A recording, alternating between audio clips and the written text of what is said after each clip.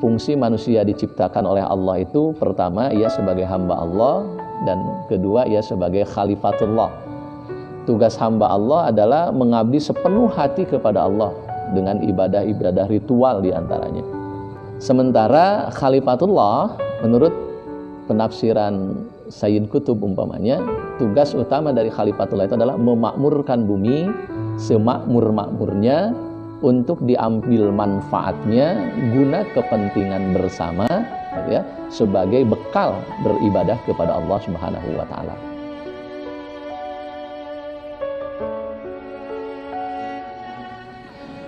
Rabbi shrah li sadri wa yassir li amri wahlul 'uqdatam min lisani yafqahu qawli.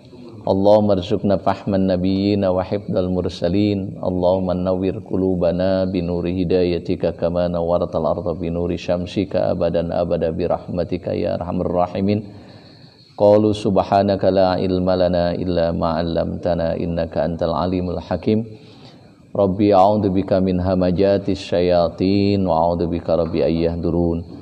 La ilaha illallah, la mawjuda illallah, la ilaha illallah, la ma'buda illallah, la ilaha illallah, la matluba illallah, la ilaha illallah, la maqsuda illallah. Bismillah tawakkalna ala Allah, la hawla wa la quwwata illa billahil aliyil azim. Assalamu alayka ya Rasulullah, assalamu alayka ya Habibullah, assalamu ya Syafatullah. Baik, kita lanjutkan kembali perbincangan kita tentang sumuliyatul ibadah. Sudah sampai di mana pembahasannya? Mubah. Baik, ya. Jadi ibadah yang dilakukan atau perintah yang ada yang diterima oleh manusia dikategorikan sebagai perintah yang tidak boleh, tidak harus dilakukan. Kemudian disebut dengan perintah wajib, ya. Kemudian perintah yang sangat dianjurkan untuk dilakukan. Kemudian disebut dengan perintah yang sunnah, ya. Kemudian ada hal-hal yang dilakukan atau tidak dilakukan nilainya sama, ya. Maka itu disebut dengan hal-hal yang ibahah atau hal-hal yang mubah. Tetapi dari hal-hal yang mubah itu sendiri, ya, bisa menjadi wajib, bisa menjadi sunnah, bisa menjadi haram, dan bisa menjadi makruh. Nah, itu yang sudah kita perbincangkan, ya, pada pertemuan yang lalu. Kemudian sekarang kita akan berbicara tentang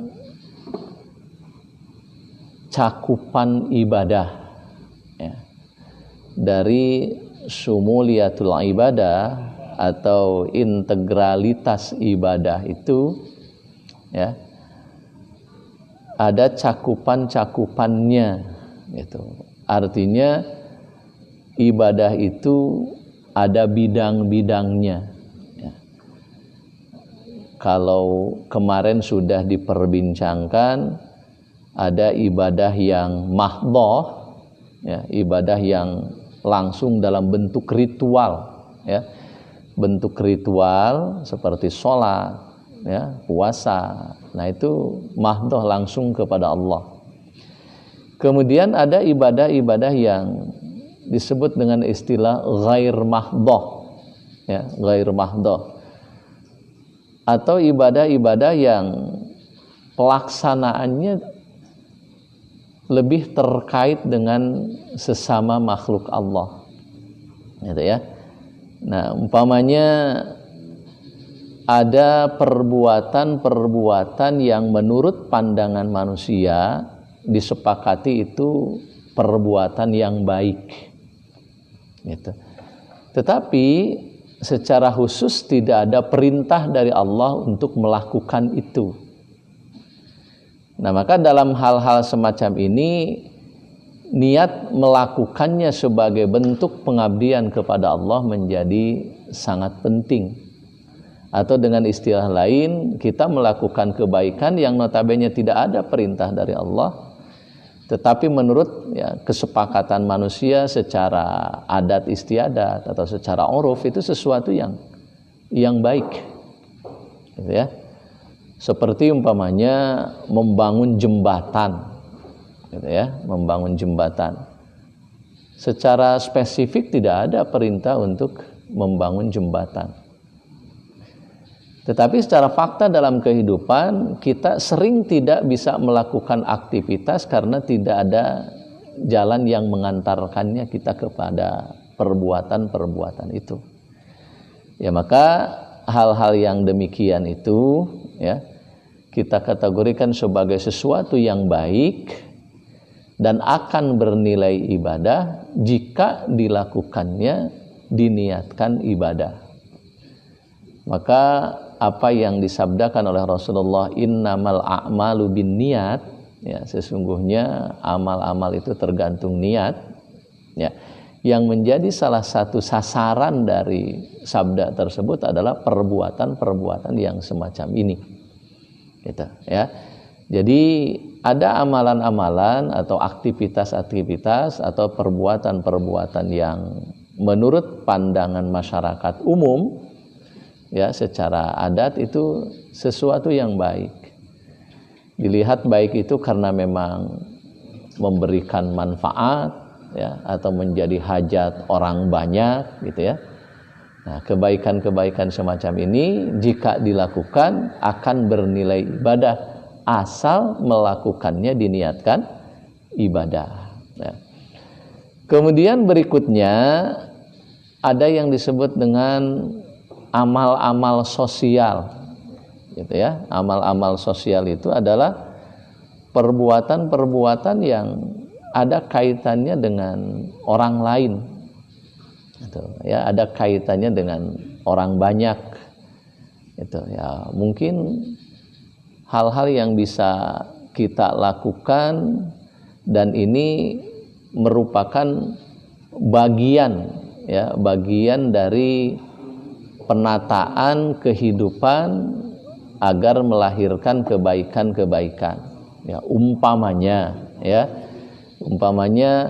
ada yang disebut dengan tata tertib, umpamanya. Ya, tata tertib itu mungkin saja dalam item-itemnya tidak merupakan sesuatu yang diperintahkan atau dilarang oleh Allah. Tetapi tata tertib itu memang dibutuhkan, ya, untuk mengatur hidup dan kehidupan menjadi lebih tertata, ya, dengan baik. Itu mungkin dalam sebuah masyarakat, ya, ada kewajiban ini, artinya bukan kewajiban agama tapi sesuatu yang harus dilakukan, selayaknya dilakukan karena ia merupakan bagian dari anggota masyarakat di mana ia hidup. Mohon maaf, umpamanya seperti ada kebijakan, ya, keamanan lingkungan, setiap orang umpamanya, setiap keluarga atau paling tidak mengirimkan perwakilan untuk melakukan ronda malam umpamanya, ya, atau siskamling atau apa sajalah terkait dengan hal-hal semacam itu. Gitu. Nah, ini merupakan kewajiban yang harus dilakukan oleh seseorang karena ia merupakan bagian dari kehidupan sosial di mana ia berada. Nah, ini hal-hal yang juga jika dilakukan itu akan bernilai ibadah, ya, akan bernilai ibadah. Yang penting dilakukannya ya diniatkan ibadah, ya. Karena secara umum ketertiban yang kita ingin ciptakan dengan tata tertib yang kita buat, hal yang demikian pula yang justru juga menjadi maqasidus syar'i, ya, tujuan pensyariatan, ya. Kenapa manusia harus begini, kenapa manusia tidak boleh begitu, gitu ya. Karena memang ada kemaslahatan, ya, ada kemanfaatan yang hendak diciptakan atau dihadirkan oleh pensyariatan itu. Gitu. Tetapi ya tidak semuanya yang menjadi hajat hidup manusia secara spesifik disebutkan ya di dalam Al-Qur'an dengan hukum-hukum tertentunya. Ya, artinya ada bagian-bagian kehidupan masyarakat yang memang Allah berikan kesempatan manusia untuk berkreasi, berinovasi ya dalam menciptakan hidup dan kehidupannya yang lebih baik ya. Selama tentu saja tidak bertentangan dengan apa yang ditetapkan oleh Allah gitu. Kemudian ada hal-hal yang lain seperti dalam bentuk memakmurkan bumi ya, memakmurkan bumi. Umpamanya kalau kita lihat ya, fungsi manusia diciptakan oleh Allah itu pertama ia sebagai hamba Allah dan kedua ia sebagai khalifatullah. Tugas hamba Allah adalah mengabdi sepenuh hati kepada Allah dengan ibadah-ibadah ritual diantaranya. Sementara khalifatullah ya, menurut penafsiran Sayyid Qutb umpamanya, tugas utama dari khalifatullah itu adalah memakmurkan bumi semakmur-makmurnya untuk diambil manfaatnya guna kepentingan bersama gitu ya, sebagai bekal beribadah kepada Allah Subhanahu wa taala. Nah, itulah diantara tugas kekhalifahan ya. Manusia diciptakan sebagai khalifatullah fil ardh ya, salah satu tugasnya adalah memakmurkan bumi. Ya. Umpamanya maka dalam ilmu fikih itu ada yang disebut dengan ihya'ul mawat. Itu ihya'ul mawat itu adalah menghidupkan, memfungsikan tanah-tanah yang tidak jelas fungsinya. Ya, kalau di sini umpamanya kita ada tanah kosong, ya, tanah kosong. Tetapi fungsinya jelas sebagai resapan air. Gitu ya, karena salah satu unsur yang menunjang kehidupan itu adalah air. Nah, air pun harus difasilitasi, harus punya tempat untuk meresapnya, harus punya tempat untuk mengendapnya. Ya, karena kalau tempat air habis, ya maka air akan mengambil tempat manusia. Gitu. Ya, kalau mereka air tidak punya tempat, maka ia akan mengambil tempat manusia. Gitu. Ya, maka meskipun tempat di sebelah kita itu adalah tempat kosong, fungsinya sudah jelas, resapan air. Ya, ada istilah jalur hijau dan sebagainya dan sebagainya.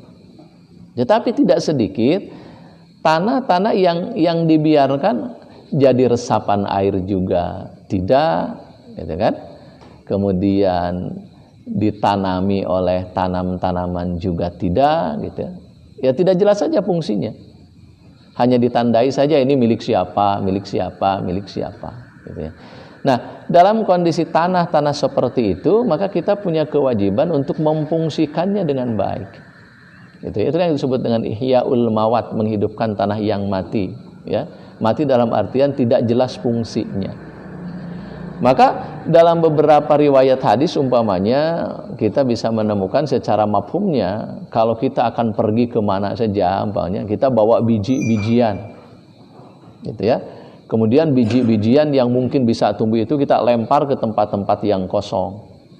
Ya, lempar ke tempat-tempat yang kosong. Kemudian pada akhirnya tumbuh, umpamanya jadi buah kah, jadi daun kah. Seandainya kita sendiri pun tidak memanfaatkannya, boleh jadi dimanfaatkan oleh orang lain. Bahkan dalam mafhum hadis itu, hatta seandainya umpamanya menjadi makanan burung atau menjadi makanan musang dan sebagainya, maka itu sudah dikategorikan sebagai ibadah bagi kita, ya, sebagai sedekah bagi kita. Itu.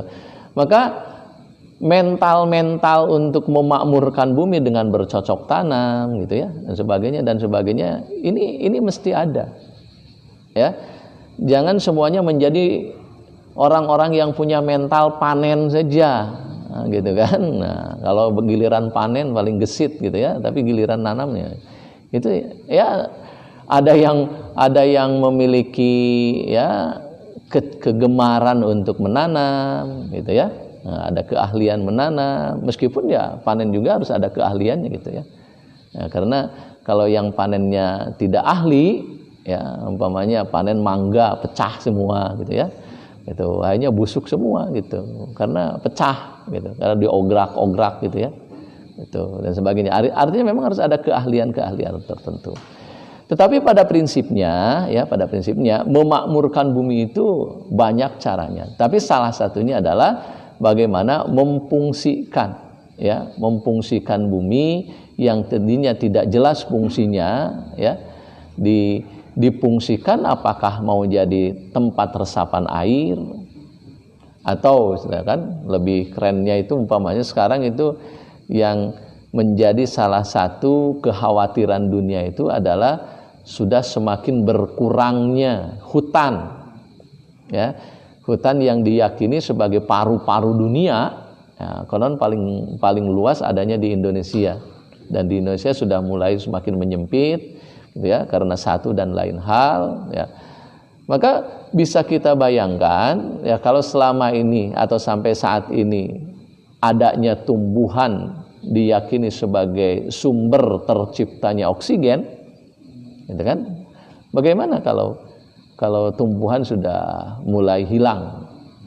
Ya, maka ada gerakan-gerakan untuk penanaman sejuta pohon atau apalah istilahnya.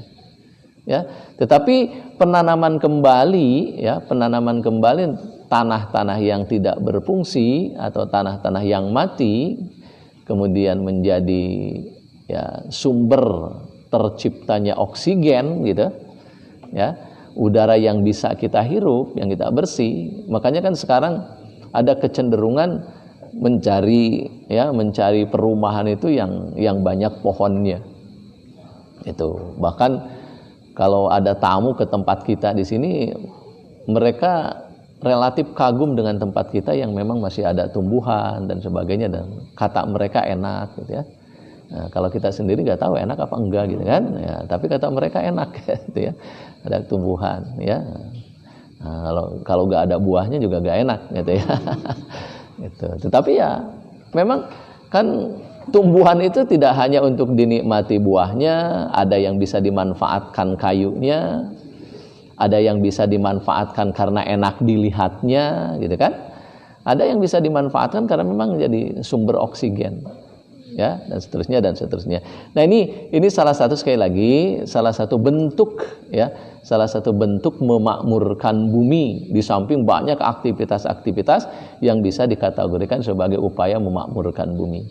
Nah, jika kita melakukan itu, ya, sesuai dengan kaidah-kaidah yang ada, apakah kaidah lingkungan atau kaidah aturan-aturan pemerintah atau kaidah-kaidah yang dibuat oleh manusia pada umumnya, gitu ya. Nah, artinya kaidah-kaidah itu tentu saja diarahkan ya untuk kemaslahatan manusia. Nah, seandainya pun umpamanya secara spesifik di dalam Al-Qur'an tidak disebutkan kita harus menanam pohon umpamanya, ya. Tapi jika kita lakukan ya karena banyak manfaat bagi manusia dan ternyata madorot kalau tidak ada atau kurang pohonan yang ada di sekitar kita, maka ketika kita melakukan itu bisa dikategorikan sebagai amal ibadah ya atau amal kebaikan.